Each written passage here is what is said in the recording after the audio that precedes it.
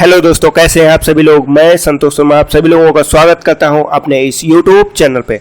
दोस्तों, जैसा कि आप सभी लोगों को एक बेसब्री से इंतजार था कि आखिर उत्तर प्रदेश पुलिस भर्ती की परीक्षा कब होगी, तो उसकी एग्जाम डेट आ गई है। एग्जाम डेट को जो आयोग ने रखा है बिल्कुल जैसे किसी ने सोचा ही नहीं था, इस तरह से रखा। आपको अब 1 महीने का भी समय नहीं दिया गया है और 23 तारीख से ही आपके एग्जाम 23 अगस्त से ही आपके एग्जाम को प्रस्तावित कर दिया गया है।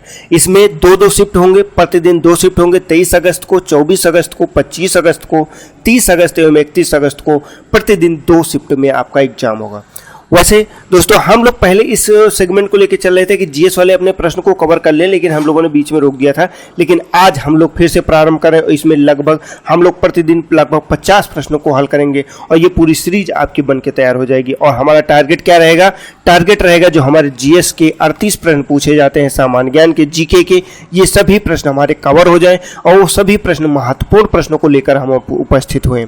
आज का हमारा ये प्रैक्टिस सेट नंबर 1 है। अभी तक का अगर आपने हमारे चैनल को सब्सक्राइब नहीं किया तो चैनल को सब्सक्राइब कीजिए, वीडियो को लाइक कीजिए और अधिक से अधिक अपने दोस्तों को शेयर कीजिए। इस पीडीएफ के लिए आज हमारे टेलीग्राम चैनल को फॉलो कर सकते हैं, ये पीडीएफ आपको वहां पे मिल जाएगी। चलते हैं, देखते हैं कि आज का सेगमेंट जो है हमारा, इसके लिए आप बिल्कुल तैयार होंगे। इसमें हम लोग लेकर उपस्थित हुए 50 प्रश्न। इन 50 प्रश्नों को बिना रुके, बिना जो है थके इस प्रश्नों को हल करना है और इसमें ज़्यादा हम विस्तार नहीं देंगे। प्रश्नों को सिर्फ प्रश्न पढ़ेंगे और उसके उत्तर को देखेंगे। उत्तर को देखने के बाद तुरंत उसके उत्तर को आप मार्क कर लेंगे। अगर ये प्रश्न आपको याद नहीं है तो आप इसको अपने नोट्स में नोट कर लेंगे और रिवीजन के टाइम इसको आप एक बार फिर से रिवाइज कर देंगे डबल स्पीड में लगा के। ठीक है दोस्तों, तो चलिए, मुझे लगता है बिल्कुल रेडी है आप सभी। तो आपके लिए बेस्ट ऑफ लक आज के इस टेस्ट के लिए। और आज हम लोग प्रारंभ करते हैं अपना ये आज का सेगमेंट। दोस्तों, आज का हमारा पहला प्रश्न है, किस अधिनियम के द्वारा अंग्रेजों ने अखिल भारतीय संघ प्रस्तावित किया था? विकल्प क्या है आपके? इंडियन काउंसिल अधिनियम 1892, भारत सरकार अधिनियम 1909, भारत सरकार अधिनियम 1919, भारत सरकार अधिनियम 1935। देखिए दोस्तों, इसमें आपसे पूछ क्या रहा, तो पहली चीज तो तब के बारे में पूछ रहा है जब अंग्रेजों का शासन सत्ता हमारे यहाँ थी। और किसके बारे में? तो अखिल भारतीय संघ, मतलब संघ को जो भारत का है, भारत अलग अलग राज्यों में बना हुआ था, तो उसको संघ बनाने का जो प्रस्ताव दिया गया था ये किस अधिनियम के अंतर्गत दिया गया था? तो ये हमारा इसका सही विकल्प हो जाएगा डी विकल्प, भारत सरकार अधिनियम 1935 के अंतर्गत ये जो है इंट्रोड्यूस किया गया था। हम चलते हैं अपने अगले क्वेश्चन पे। हमारा अगला प्रश्न है, भारतीय शासन अधिनियम 1935 के द्वारा स्थापित संघ में अवशिष्ट शक्तियां किसे प्रदान की गईं? विकल्प आपके हैं, संघीय विधानमंडल को, गवर्नर जनरल को, प्रांतीय विधानमंडल को, प्रांतीय राज्यपालों को। देखिए दोस्तों, अभी जस्ट इसके पहले हम लोगों ने क्वेश्चन इसी सेगमेंट से किया था कि जो भारतीय शासन अधिनियम 1935 है, इसमें संघ तो स्थापित कर दिया गया, संघ इसमें स्थापित दिखा रहा, लेकिन इसमें अवशिष्ट शक्तियां होती थी। वो अवशिष्ट शक्तियां जिससे आज की अपनी हम लोग शासन व्यवस्था को देखते हैं, उसमें अवशिष्ट शक्तियां केंद्र के पास है। उसी तरह से उस समय अवशिष्ट शक्तियां किसे प्रदान की गई थी, ये इसमें पूछा गया। तो इसका सही विकल्प क्या हो जाएगा? बी विकल्प इसका सही होगा, गवर्नर जनरल को। क्या विकल्प सही होगा? तो बी विकल्प सही है, गवर्नर जनरल को जो है इसकी अवशिष्ट शक्तियां प्रदान की गई थी। हमारा अगला प्रश्न संख्या 3 है, निम्नलिखित में से किस एक अधिनियम द्वारा भारत में संघीय न्यायपालिका की स्थापना की गई? मतलब संघीय जो न्यायालय है इसकी स्थापना किस अधिनियम के अंतर्गत की गई? भारतीय परिषद अधिनियम 1861, भारत सरकार अधिनियम 1909, भारत सरकार अधिनियम 1919 या फिर उपयुक्त में से कोई नहीं। जैसे कि आप सभी लोगों को पता, न्यायालय की बात करते हैं तो जब 1773 का रेगुलेटिंग एक्ट आता है उसी समय जो है न्यायालय की स्थापना हो जाता है। एलिजा इम्पे पहले न्यायाधीश बनते हैं।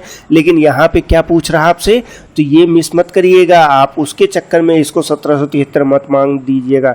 इसमें पूछा भारत में संघीय न्यायालय जो इस समय की उच्चतम न्यायालय है, उच्चतम न्यायालय की स्थापना का प्रावधान कैसे और कब किया गया? तो इसका सही विकल्प आपका क्या हो जाएगा? तो इसका सही विकल्प आपका क्या है? तो इसमें उपयुक्त में से कोई नहीं है और इसमें किया गया था 1935 में। जब 1935 का भारत शासन अधिनियम आता है उसमें किया गया था और ये 1937 से जो है संघीय न्यायालय की स्थापना की गई थी। तो ये भी आप याद रख सकते हैं। हम लोग चलते हैं, देखते हैं अगला प्रश्न, निम्नलिखित अधिनियमों में किस अधिनियम के फलस्वरूप बर्मा को जो है भारत से अलग हुआ था? विकल्प है Indian council act 1909, government of India act 1919, government of India act 1935, Indian independent act 1947। तो दोस्तों अब देखिए इस प्रश्न में क्या इंपॉर्टेंट है। तो इस प्रश्न में इंपॉर्टेंट ये है कि आपसे पूछ रहा था कि ऐसा कौन सा अधिनियम लाया गया जिसके अंतर्गत क्या किया गया, तो बर्मा को भारत से काटकर अलग कर दिया गया। विकल्प आपके सारे दे दिए गए, तो इसका सही विकल्प आपका क्या हो जाएगा, कौन सा इसका आंसर सही होगा, तो इसका सही आंसर हो जाएगा गवर्नमेंट ऑफ इंडिया एक्ट 1935। अभी तक का हम लोगों ने जितने प्रश्न देखे हैं उसमें से अधिकतर का आंसर क्या है, तो गवर्नमेंट ऑफ इंडिया एक्ट 1935। और ये सभी आपके मोस्ट इंपॉर्टेंट क्वेश्चन है, ये सभी जो है मोस्ट इंपॉर्टेंट क्वेश्चन है, इनको आपको रट लेना है, याद कर लेना है। यही प्रश्न आपसे परीक्षा में डायरेक्ट उठा के पूछा जाएगा। तो दोस्तों इसका सही आंसर क्या है, गवर्नमेंट ऑफ इंडिया एक्ट 1935। तो दोस्तों चलते हैं हम लोग अपने अगले प्रश्न पे, देखते हैं हमारा अगला प्रश्न क्या है। हमारा अगला प्रश्न संख्या है 5। 1935 के अधिनियम में उल्लिखित था, क्या था, प्रांतीय स्वायत्तता, सांप्रदायिक प्रतिनिधित्व, संघीय व्यवस्था। अब डी विकल्प दिया गया ए, बी, सी या तीनों। तो देखिए अभी जैसे कि 1935 का अधिनियम ही देख रहे हैं, और 1935 का जो अधिनियम है इसे हम लोग एक तरह से मिनी संविधान के रूप में जानते हैं कि ये एक छोटा संविधान है और बहुत सारी चीज़ें इसमें दी गई हैं। तो इसका जो सही विकल्प होगा ये डी विकल्प सही है, ए, बी और सी, मतलब प्रांतीय स्वायत्तता, सांप्रदायिक प्रतिनिधित्व एवं इसके साथ में संघीय व्यवस्था भी इसमें दिया गया था। संघीय व्यवस्था तो हम लोग ऑलरेडी देख चुके हैं, लेकिन सांप्रदायिक प्रतिनिधित्व एवं प्रांतीय स्वायत्तता इसमें शामिल था। हम लोग चलते हैं अपने अगले प्रश्न पे। हमारा अगला प्रश्न है, भारत सरकार अधिनियम 1919 आधारित था किस पे, मार्लिमेंटो सुधार पर, मॉन्टेग्यू चेम्सफोर्ड रिपोर्ट पर, रैम्स मैकडोनाल्ड अवार्ड पर या फिर नेहरू रिपोर्ट पर। आखिर किस पर आधारित था, क्या, तो भारत सरकार अधिनियम 1919, जो 1919 का अधिनियम आया था जिसको सुधार के लिए लाया गया था, जिसमें आपको पृथक निर्वाचन मंडल और काफ़ी सारी चीज़ें दी गई थी, तो किस पे आधारित था, तो ये बी विकल्प इसका सही है, मॉन्टेग्यू चेम्सफोर्ड रिपोर्ट के आधार पर भारत सरकार अधिनियम 1919 को अंग्रेजों द्वारा भारत में लाया गया था। हम लोग चलते हैं अपने अगले प्रश्न पे। हमारा अगला प्रश्न संख्या 7 है, संविधान सभा का प्रथम सत्र कब हुआ था। ये हमारे सारे पॉलिटी के क्वेश्चन चल रहे हैं। संविधान सभा का जो प्रथम सत्र ये कब हुआ था, 9 दिसंबर 1946 को, 16 अगस्त 1947 को, 26 जनवरी 1948 को या फिर 26 नवंबर 1946 को। तो इसमें क्या पूछ रहा है, तो जो संविधान सभा जिसने हमारे भारतीय संविधान का निर्माण किया है, उस संविधान सभा का पहला सत्र कब आयोजित हुआ था। तो इसका सही आंसर है ए विकल्प, 9 दिसंबर 1946 को भारतीय संविधान का प्रथम सत्र आयोजित किया गया था। तो इसके बारे में भी बहुत सारी चीज़ें हैं जो इंपॉर्टेंट है, वो हम लोग इसी तरह से देख लेंगे। हम लोग चलते हैं, देखते हैं हमारा अगला प्रश्न। हमारा अगला प्रश्न संख्या 8 है, गवर्नर जनरल का पद पहली बार किस अधिनियम के अंतर्गत बनाया गया था। विकल्प आपके हैं 1773 का रेगुलेटिंग अधिनियम, पिट्स इंडिया अधिनियम 1784 का, और सी विकल्प है भारतीय परिषद अधिनियम 1861 का, और डी विकल्प है चार्टर अधिनियम 1793 का। तो इसका सही आंसर क्या होगा, तो इसमें देखिए पूछ क्या रहा आपसे, इसमें पूछ रहा है कि जो गवर्नर जनरल का पद है ये कब पहली बार बनाया गया। पहले क्या होता था, तो पहले गवर्नर ही होता था। गवर्नर के पद को किसमें कन्वर्ट किया गया था, गवर्नर जनरल के रूप में कन्वर्ट किया गया था। तो ये कब किया गया था, तो ये किया गया था आपका ए विकल्प सही है, 1773 का रेगुलेटिंग एक्ट के द्वारा जो है ये जो है प्रावधान लाया गया था। हम लोग चलते हैं अपने अगले प्रश्न पे।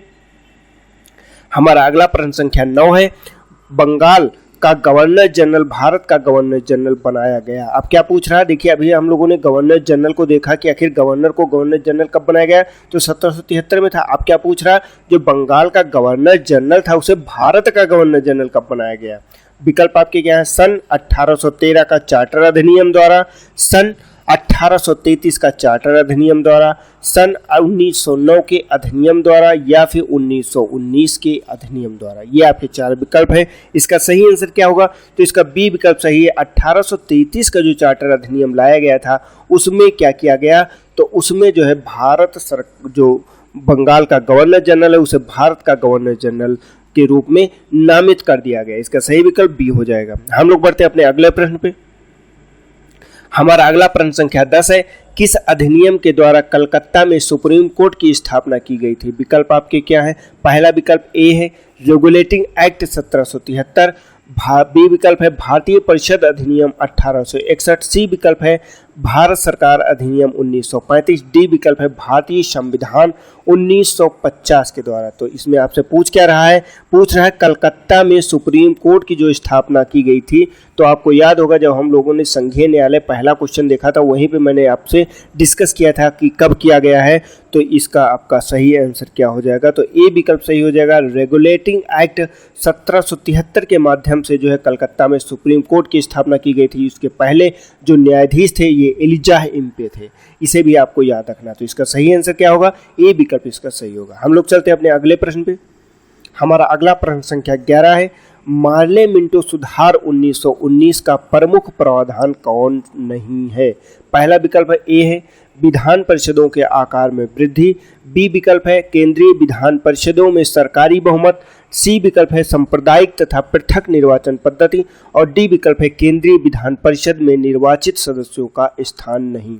तो इसका आपका सही आंसर क्या हो जाएगा? देखिए इसमें पूछ क्या रहा है, इसमें पूछा मार्ले मिंटो सुधार जो 1919 का अधिनियम है, प्रमुख प्रावधान है, उसमें कौन कौन से शामिल नहीं थे, मतलब शामिल थे वो नहीं पूछ रहा है, इसमें पूछा जो शामिल नहीं है उसे आपको बताना है।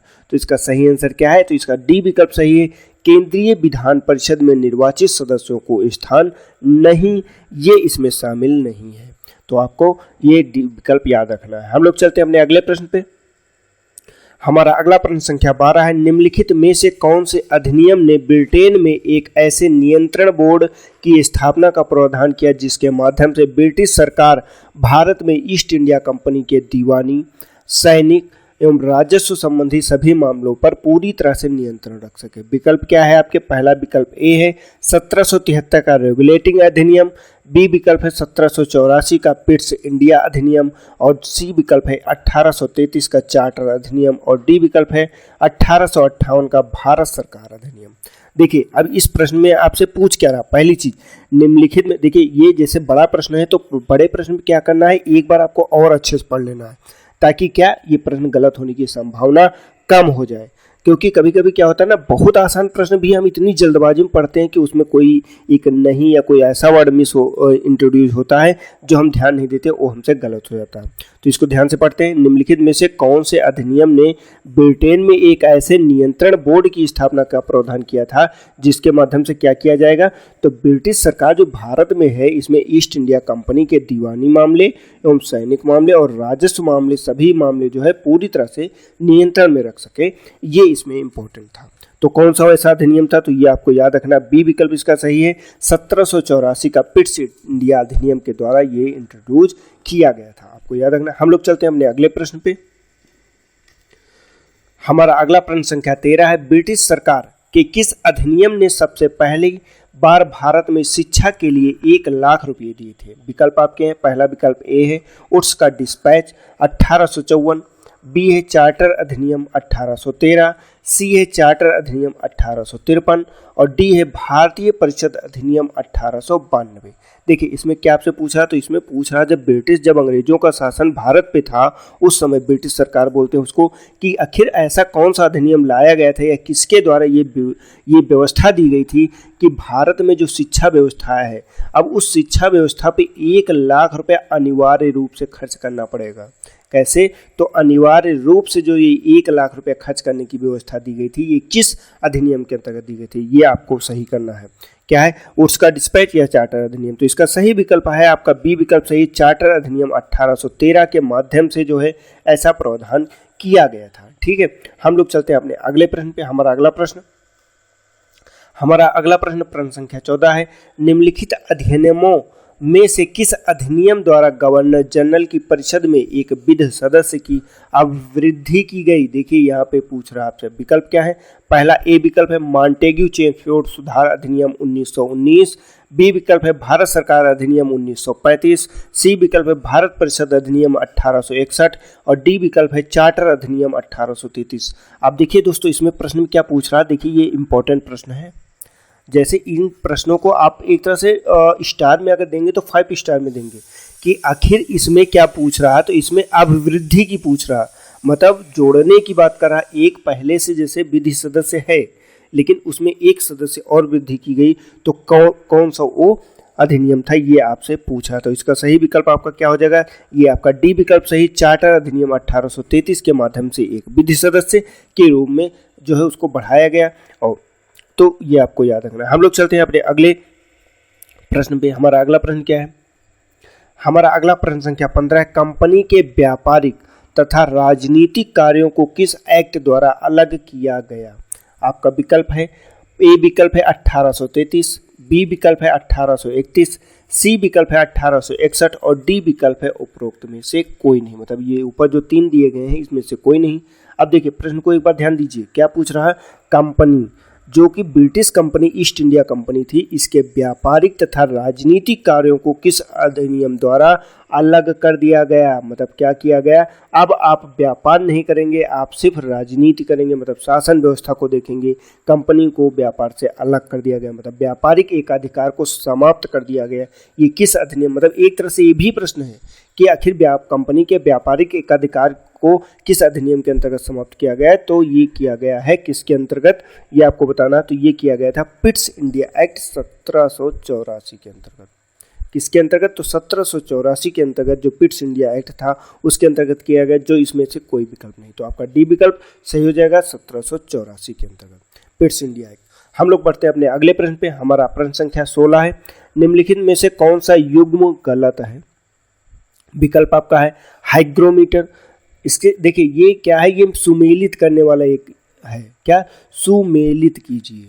मतलब 4 ऑप्शन आपको दिए हैं, उसके आगे जो सही है, क्या सही है ये आपको टिक करना, अगर गलत है तो गलत का उसका क्या सही होगा ये आपको टिक करना। पहला क्या है, हाइग्रोमीटर, वायुमंडल की जल वाष्प सामग्री को नापना। और अगला क्या है, लैक्टोमीटर, तरल पदार्थों के विशिष्ट गुरुत्व को नापना। एनीमोमीटर, हवा की गति को नापना। या सिस्मोग्राफ, भूकंप को नापना। तो आखिर इसका क्या सही आंसर होगा, इसमें क्या कह रहा है, गलत पूछ रहा, सही नहीं पूछ रहा। सही के चक्कर में आप सिस्मोग्राफ मत टिक कर दीजिएगा कि भूकंप, क्योंकि ये सही है। एनीमोमीटर की बात करते हैं हवा की गति, तो ये भी सही है। हाइग्रोमीटर की बात करते हैं तो वायुमंडल की जल वाष्प की सामग्री को मापना, ये भी सही है। लेकिन अगर हम बी विकल्प की बात करते हैं, बी विकल्प लैक्टोमीटर, तो लैक्टोमीटर क्या है, तो ये आपका जो दिया गया है तरल पदार्थों का विशिष्ट गुरुत्व, ये गलत है।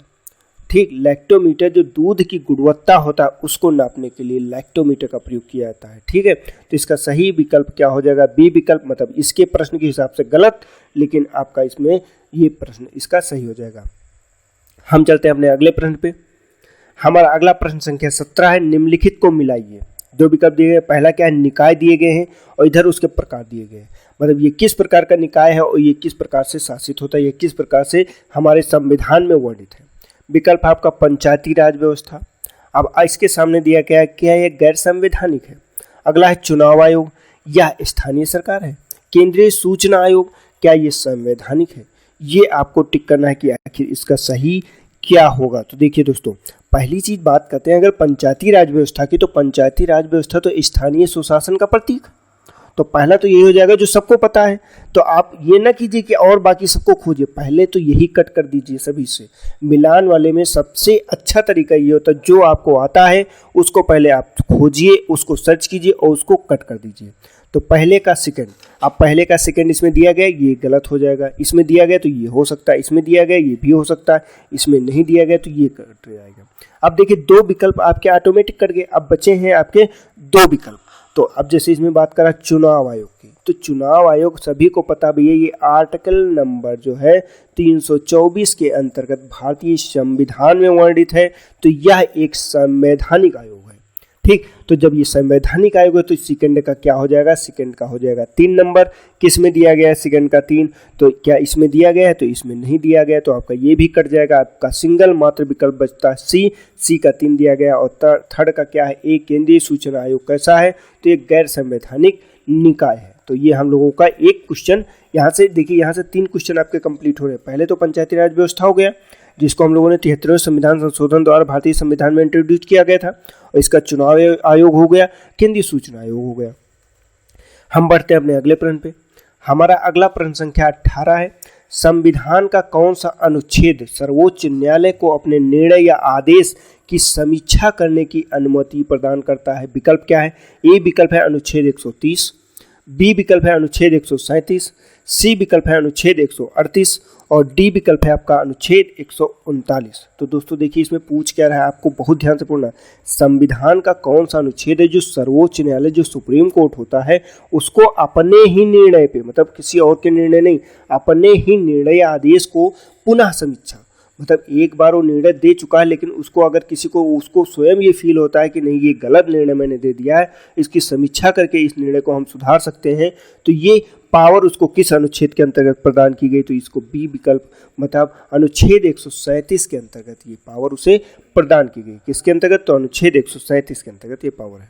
ठीक, चलते हैं हम लोग अपने अगले प्रश्न पे। हमारा अगला प्रश्न संख्या 19 है, पश्चिमी घाट एवं पूर्वी घाट दोनों में पर्याप्त वर्षा क्यों होती है लेकिन दक्कन का पठार में कम वर्षा होती है? विकल्प क्या है? पहला ए विकल्प है, यह एक वर्षा छाया क्षेत्र है। बी विकल्प है, यह हवा की दिशा के समांतर स्थित है। सी विकल्प है, यह तट से दूर है। या फिर डी विकल्प है, वर्षा वाले बादल अनुपस्थित होते हैं। देखिए अब यहाँ पे प्रश्न क्या पूछ रहा है अभी आपसे, तो देखिए दोस्तों प्रश्न पूछ रहा है कि पश्चिमी घाट, आपको सभी लोगों को पता है जब आप भारत का मैप बनाते हैं तो ये आपका पूरा पश्चिमी घाट होता है। तो इस पश्चिमी घाट पे पूछ रहा है कि पश्चिमी घाट और पूर्वी घाट दोनों में पर्याप्त वर्षा क्यों होती है। देखिए अगर बात करते हैं तो इस तरफ और यहाँ पे इस तरफ दोनों तरफ जो है बारिश होती है और पर्याप्त बारिश होती है, लेकिन दक्कन का पठार, जो ये दक्कन का क्षेत्र ये आता है, इसमें वर्षा कम क्यों होती है ये भैया आपसे पूछ रहा है, तो ये आपको बताना है। तो देखिए अब क्या होता है, ये देखिए पश्चिमी घाट की ये पहाड़ी है, इधर ये पूर्वी घाट की पहाड़ी, तो बीच में क्या होता है कि ये एक छाया क्षेत्र हो जाता है।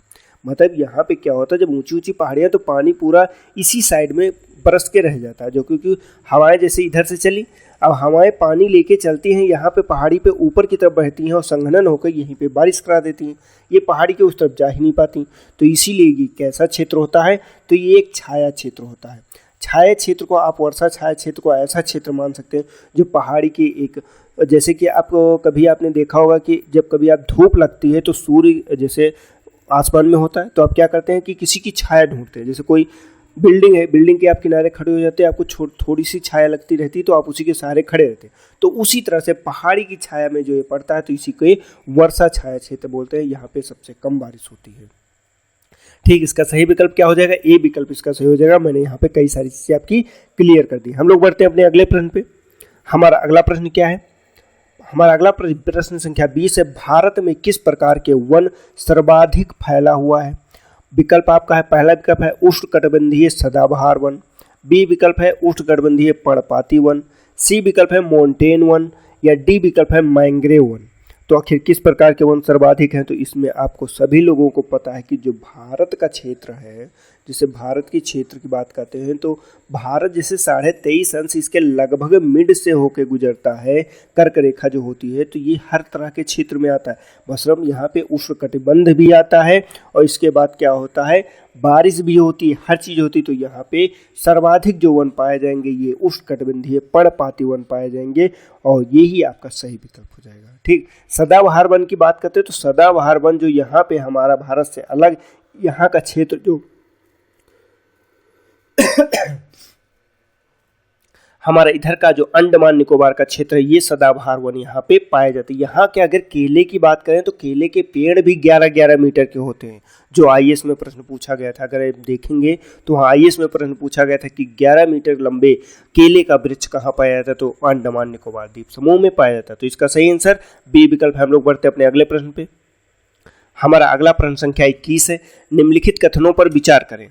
पहला है, हिम तेंदुए को IUCN रेड लिस्ट में एक संवेदनशील प्रजाति के रूप में सूचीबद्ध किया गया था।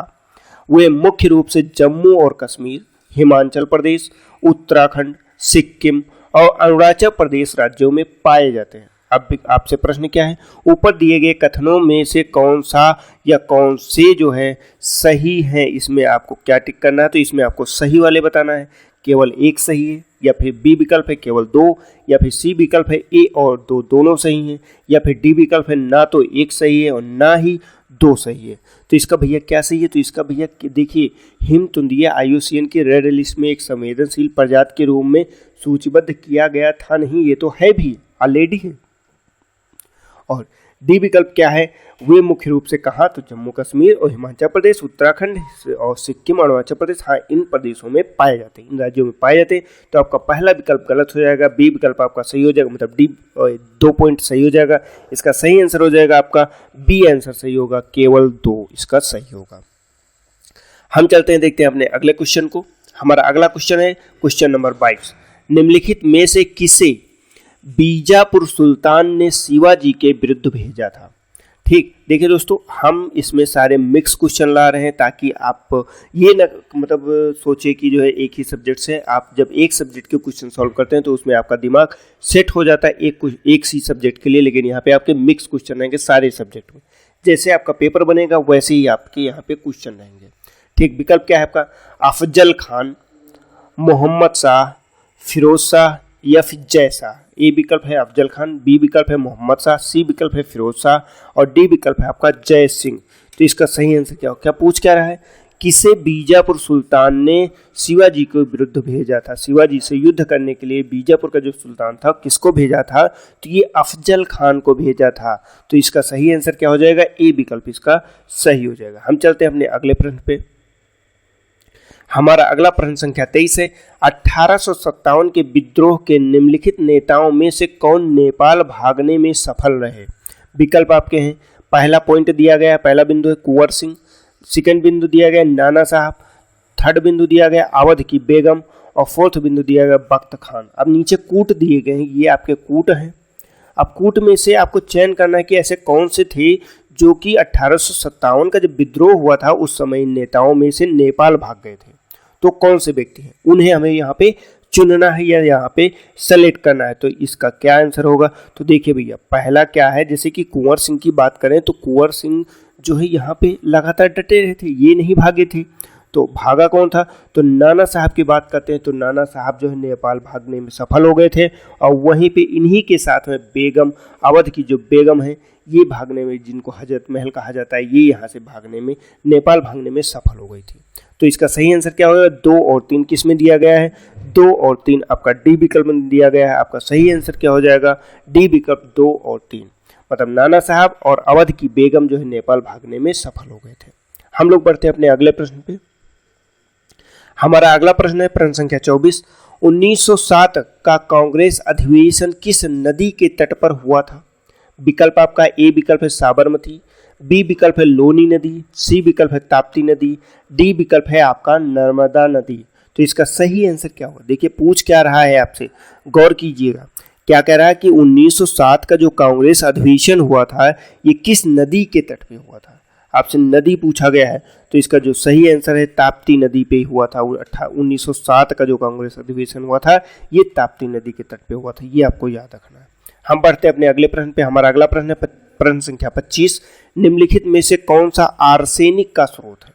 आपका बिंदु दिए गए हैं, पहला बिंदु है तंबाकू, लकड़ी उद्योग, तीसरा बिंदु है शंख, चौथा बिंदु है डेयरी उत्पाद।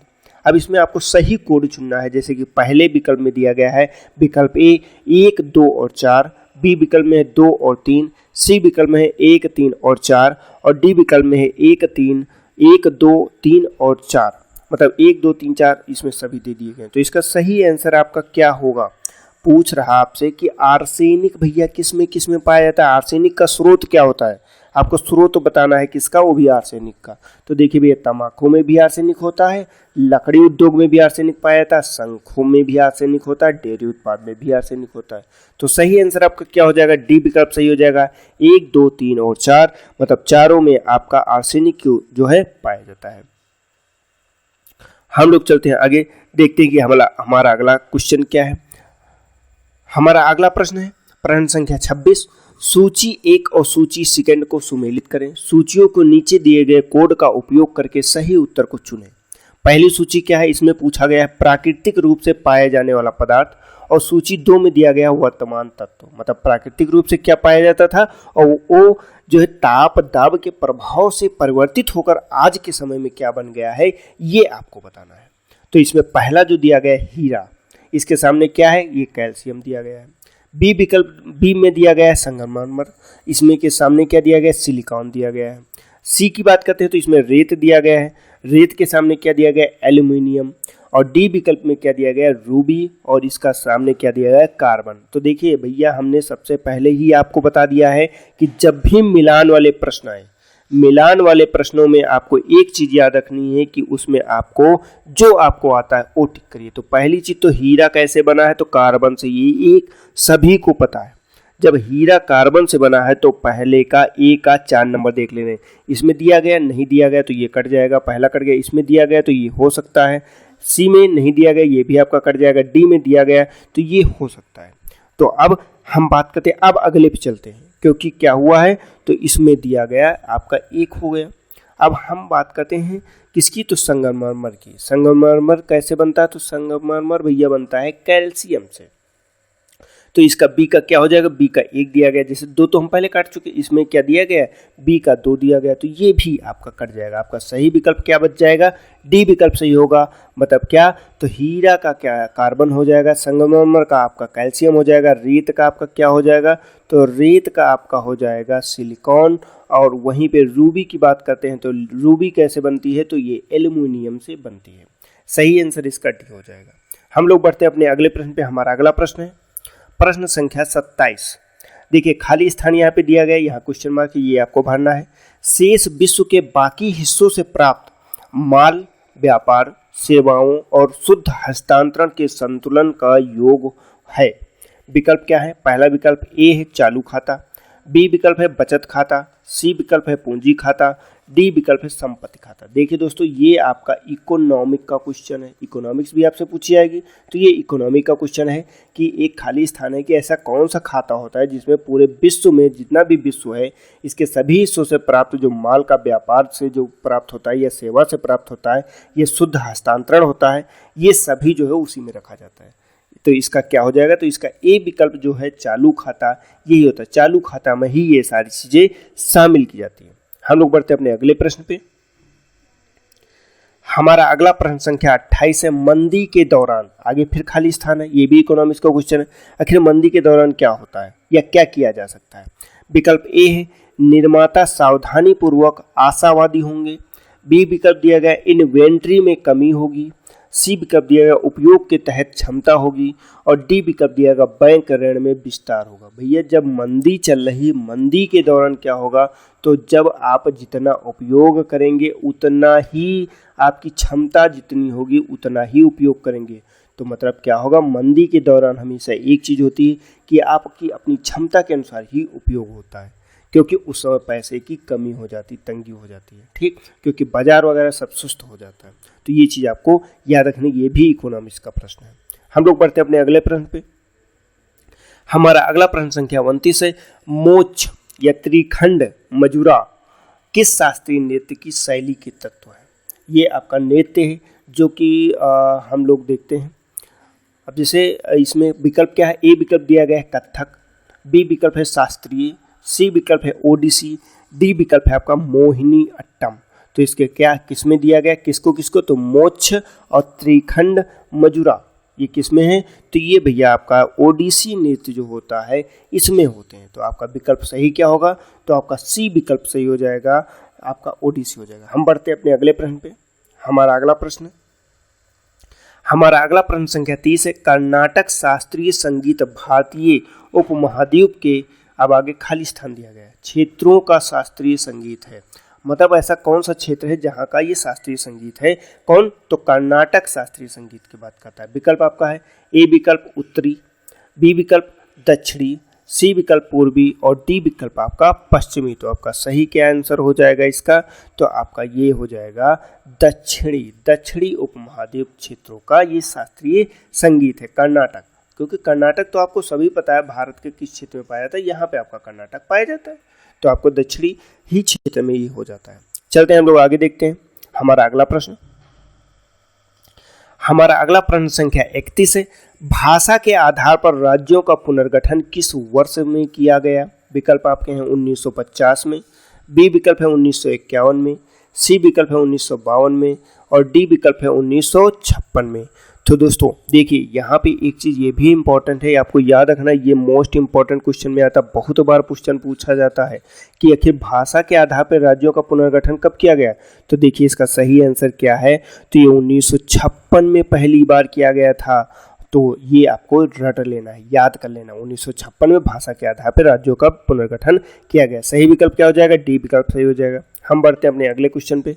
हमारा अगला प्रश्न संख्या है 32। जापान का होन्शु नामक द्वीप किसके लिए प्रसिद्ध है। विकल्प आपका ए विकल्प है कोयला, बी विकल्प है लौह अयस्क, सी विकल्प है तेल, डी विकल्प है हीरा। तो किसके लिए प्रसिद्ध है, तो भैया जो होन्शु द्वीप है, तो होन्शु द्वीप वहाँ पे तेल के लिए सबसे ज़्यादा प्रसिद्ध है, सबसे ज़्यादा वहाँ पे होन्शु द्वीप में तेल है। तो आपका सी विकल्प सही हो जाएगा। हम लोग चलते हैं अपने अगले क्वेश्चन पे। हमारा अगला प्रश्न क्या है, हमारा अगला प्रश्न संख्या 33 है। भारत में किस गवर्नर जनरल को स्थानीय स्वशासन का पिता कहा गया था। आपका विकल्प क्या है, ए विकल्प है लॉर्ड वेलेस्ली, बी विकल्प है लॉर्ड कैनिंग, सी विकल्प है लॉर्ड विलियम बेंटिक और डी विकल्प है लॉर्ड रिपन।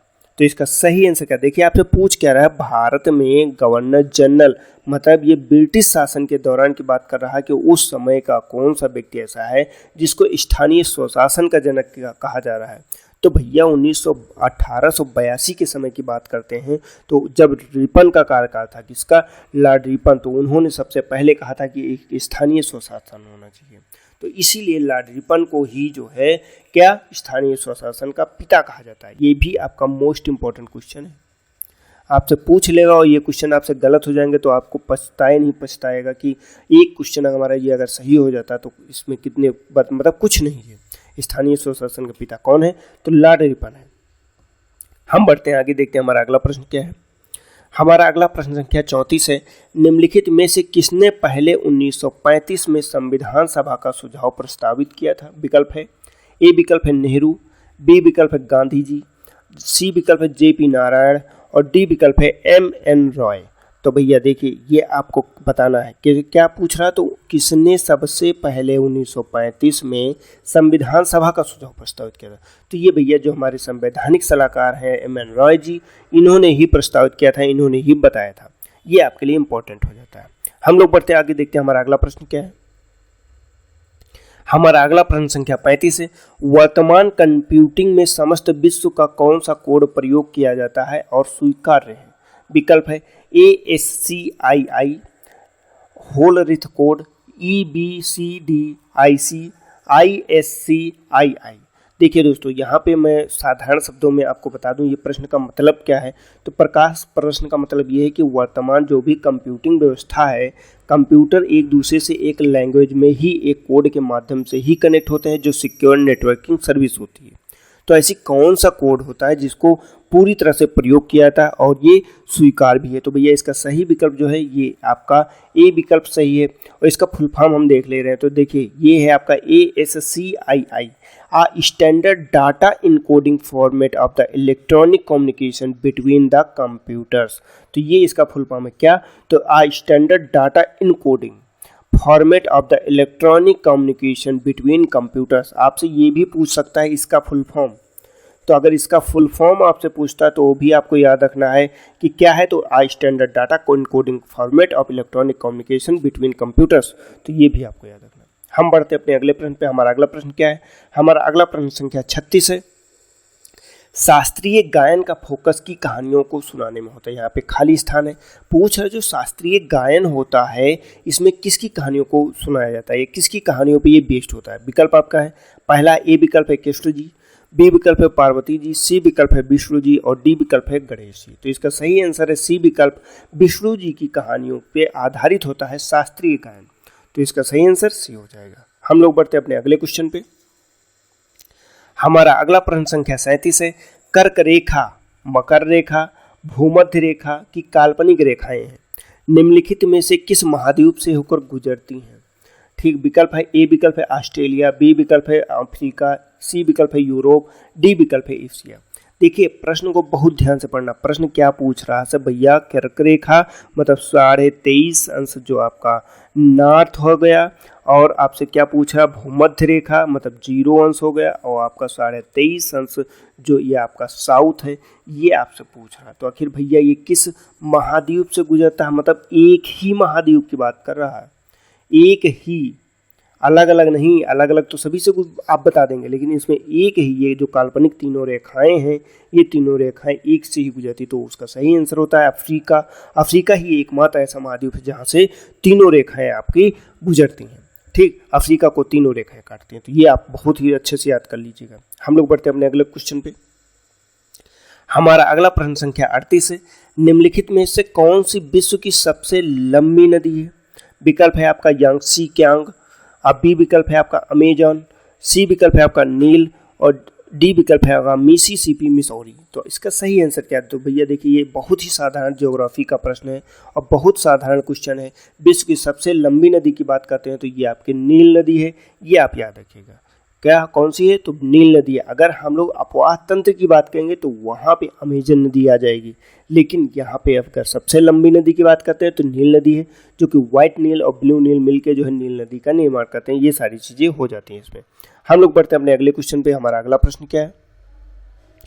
हमारा अगला प्रश्न संख्या 39 है, ग्रीष्मकालीन ओलंपिक के इतिहास में किस देश ने सर्वाधिक ओलंपिक स्वर्ण पदक जीते हैं? विकल्प आपका ए विकल्प है संयुक्त राज्य अमेरिका, बी विकल्प है चीन, सी विकल्प है रूस, और डी विकल्प है जर्मनी। देखिए दोस्तों यहाँ पे प्रश्न क्या पूछा, जो ग्रीष्मकालीन ओलंपिक होता है ये अभी तक जो हो रहे हैं इसमें सर्वाधिक जो ओलंपिक स्वर्ण पदक है किस देश ने जीते हैं? तो इसलिए भैया यूएसए है। हाँ, चीन सेकंड नंबर पे जरूर आ रहा है, लेकिन सबसे पहले जो जीता है ये संयुक्त राज्य अमेरिका है जिसने सबसे ज़्यादा स्वर्ण पदक जीते हैं। तो ये आप याद रखिएगा। हम लोग बढ़ते हैं अपने अगले क्वेश्चन पे। हमारा अगला 40 नंबर प्रश्न है, कौन सा खेल रिंग पर खेला जाता है जिसमें खिलाड़ी लक्ष्य की ओर पत्थर उछालते हैं? विकल्प है आपका कर्लिंग, बी विकल्प है आइस हॉकी, और सी विकल्प है बोब स्लोय, या डी विकल्प है फिगर स्केटिंग। तो दोस्तों देखिए इसका सही विकल्प क्या है, मैं आपको बता दे रहा हूँ। ये एक ऐसा खेल है जिसमें क्या होता है कि खिलाड़ी क्या होता है लक्ष्य की ओर एक पत्थर उछालता है। कैसे उछालता है? क्योंकि ये एक तरह से बर्फ पर खेला है। तो क्या ये आइस हॉकी है? नहीं भैया, ये है कर्लिंग। कौन सा? तो ए विकल्प सही है, कर्लिंग। और इसमें आपको ये चीज़ पता होना चाहिए कैसे खेला जाता है। देखिए ये बर्फ है, बर्फ के ऊपर ऐसे पत्थर होता है और लक्ष्य की तरफ ये निशाना है, और उस पर वो जो है पत्थर, इस पत्थर को उछाल के वहाँ पे पहुँचाना रहता है। तो ये आपको याद रखना है। ठीक, तो ये इस तरह का खेल है। तो इस तरह के देखिए कुछ चीज़ें होती है जो हम लोग देखते रहेंगे। हमारा अगला प्रश्न क्या है? हमारा अगला प्रश्न है 41 नंबर, विश्व बैंक का मुख्यालय कहाँ स्थित है? मोस्ट इम्पॉर्टेंट क्वेश्चन है ये आपका। क्या? तो मोस्ट इम्पॉर्टेंट है, विश्व बैंक का मुख्यालय कहाँ स्थित है? विकल्प आपका है न्यूयॉर्क यूएसए, आपका बी विकल्प है जिनेवा स्विट्जरलैंड, और डी विकल्प है आपका वाशिंगटन डीसी यूएसए, और डी विकल्प आपका है लंदन यूनाइटेड किंगडम। तो भैया कहाँ पे है आपका? तो ये आपका वाशिंगटन डीसी यूएसए में है, अमेरिका में है वाशिंगटन में। तो सी विकल्प आपका सही हो जाएगा, विश्व बैंक का मुख्यालय वाशिंगटन में है। हम लोग चलते हैं अपने अगले क्वेश्चन पे, देखते हैं हमारा अगला प्रश्न क्या है। हमारा अगला प्रश्न है, विश्व स्वास्थ्य दिवस प्रतिवर्ष किस तिथि को मनाया जाता है या कब मनाया जाता है? ठीक, विकल्प है 24 मार्च को, बी विकल्प है 7 अप्रैल को, सी विकल्प है 5 जून को, डी विकल्प है 1 अप्रैल को। तो इसका सही आंसर क्या हो जाएगा? तो 7 अप्रैल को विश्व स्वास्थ्य दिवस प्रतिवर्ष मनाया जाता है। हम लोग बढ़ते हैं अपने अगले क्वेश्चन पे। हमारा अगला प्रश्न क्या है? हमारा अगला प्रश्न संख्या 43 है, निम्नलिखित में से किस योजना का उद्देश्य किसानों को फसल बीमा प्रदान करना है?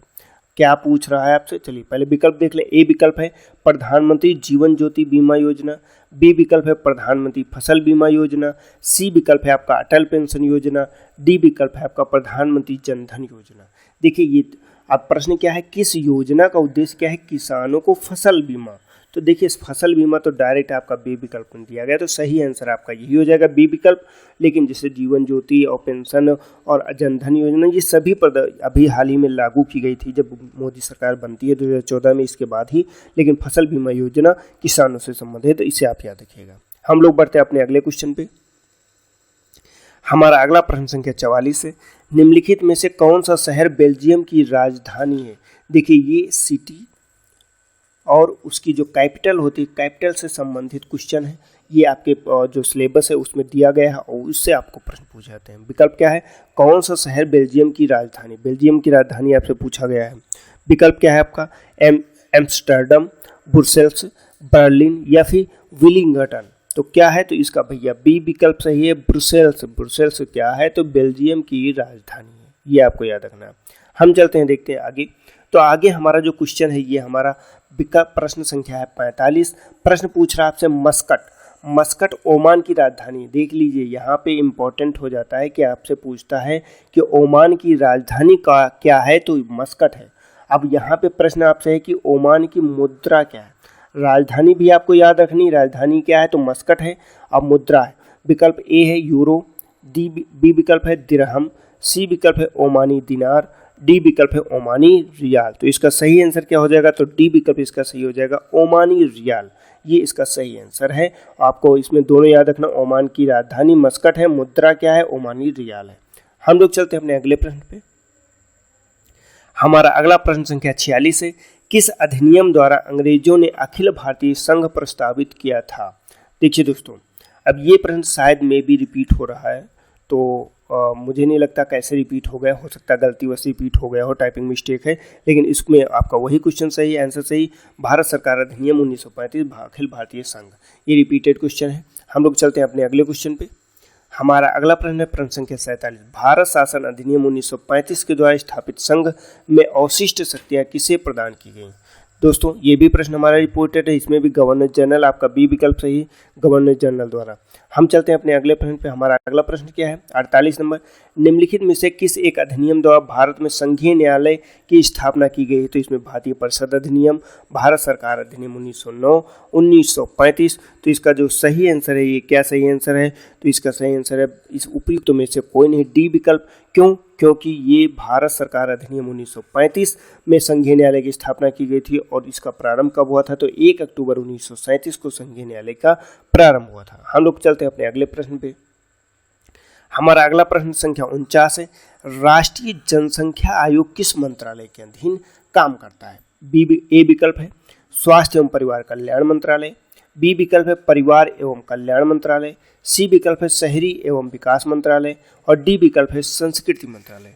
तो इसका आपका सही आंसर क्या होगा, देखिए पूछ क्या रहा है, राष्ट्रीय जनसंख्या आयोग जो है किस मंत्रालय के अंतर्गत है, तो इसका आपका जो स्वास्थ्य एवं परिवार कल्याण मंत्रालय इसके अंतर्गत है, मतलब ए विकल्प आपका इसका सही हो जाएगा।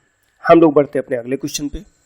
हमारा अगला प्रश्न संख्या 50 है, भारत की निम्नलिखित नदियों में से किसका नाम संस्कृत शब्द लवणावरी से लिया गया है, जिसका अर्थ है नमकीन नदी। ये संस्कृत का वर्ड है लवणावरी, इससे लिया गया है, तो वो कौन सी नदी है। विकल्प आपका है चंबल, बनास, बी विकल्प बनास है, सी विकल्प माही है, डी विकल्प लूनी है। तो मतलब जिसमें सबसे ज़्यादा नमक पाया जाएगा, जो कि एक मतलब कहते हैं जो समुद्र तक नहीं पहुंचती होगी या उसके पास जाके ख़त्म होने लगती होगी, उसमें नमकीन ज़्यादा होगा, वही नदी होगी। तो इसका सही विकल्प क्या होगा, डी विकल्प इसका सही हो जाएगा, लूनी नदी। लूनी नदी ऐसी नदी है जिसका नाम लिया गया कहाँ से, तो लवणावरी शब्द से लिया गया है। दोस्तों आज के हमारे ये 50 प्रश्न हो गए। आज हम अपने अंतिम प्रश्न को देख लें। हमारा अंतिम प्रश्न क्या है, ये प्रश्न संख्या 51 है। हम प्रतिदिन कितने प्रश्न करेंगे, तो 51 प्रश्नों को जब भी हम लोग लाएंगे तो 51 प्रश्न लेके आएंगे, 51 प्रश्न को लगातार करेंगे। इसके बाद हम लोग नेक्स्ट वीडियो का इंतजार करेंगे। देखिए इसमें क्या है, मेरठ में हर वर्ष होली के बाद आयोजित होने वाला रंगारंग मेला कौन सा है। विकल्प क्या है, ए विकल्प है कुंभ मेला, बी विकल्प है नौचंदी मेला और सी विकल्प है गंगा मेला और डी विकल्प है आपका सिकरी का मेला। तो इसका सही आंसर क्या, तो भैया कहाँ पूछा, तो मेरठ में पूछ रहा। मेरठ में हर वर्ष जो होली के बाद आयोजित होता है इसको बोलते हैं नौचंदी का मेला। सही आंसर क्या हो जाएगा, बी विकल्प हो जाएगा। ये जो यूपी के मेले वगैरह होते हैं यूपी स्पेशल में, ये सब हमें याद करना रहता है। तो इसका सही आंसर क्या है, नौचंदी मेला। 51 नंबर प्रश्न। तो दोस्तों आज का जो हमारा इस वीडियो में था, इस वीडियो में हमारा इतना ही सेगमेंट इंपॉर्टेंट था। ये हमने अपना पूरा सेगमेंट देख लिया है और पूरे सेगमेंट में हमने सारी चीज़ें समझ ली हैं। अब हम लोग नेक्स्ट वीडियो फिर लेकर उपस्थित होंगे, उसमें फिर से हमने प्रश्नों को देखेंगे और प्रश्नों को हल करने का प्रयास करेंगे। दोस्तों अगर आपको वीडियो पसंद आता तो हमारे वीडियो को लाइक कीजिए अवश्य और अधिक से अधिक शेयर कीजिए और साथ ही में वीडियो को चैनल को सब्सक्राइब करना बिल्कुल भी मत भूलें। ठीक है, और हमारे टेलीग्राम चैनल को भी फॉलो कर सकते हैं। हम लोग मिलेंगे अपने नेक्स्ट वीडियो में। इस वीडियो को इतना शेयर कीजिए कि ये सभी तक का पहुंच सके और आपको इससे प्रॉफिट हो सके। तो तब तक के लिए जय हिंद, जय भारत।